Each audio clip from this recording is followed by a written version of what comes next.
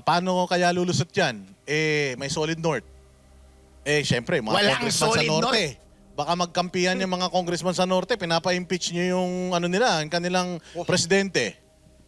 Walang solid north. Ako na mismo ang nagsasabi sa'yo, napakaitim ko. Ito mukha ko medyo maputi lang konti, pero tingnan niyo yung singit ko at kilikili ko, napakaitim yan.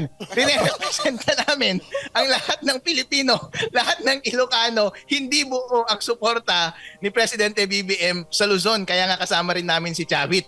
Doon parang namin, sa aming munisipyo, napakaliit nun, 5 ang field flood control projects doon. Inamin mismo ng DPWH at inamin ng mga kontraktor. Doon sa Ilocos Norte, dala ni Chavit yung mga papeles. Ang daming mga ghost na flood control project hindi natapos o kaya substandard within 1 year, sira kaagad. Alam yan ng taong bayan. Ramdam namin ang pulso ng taong bayan. Kaya ganito kami ka-confident na i-push through ang impeachment complaint na ito. Kapag wala kaming confidence na susuportahan kami ng taong bayan, hindi namin ma-assemble itong all-star impeachment team na ito.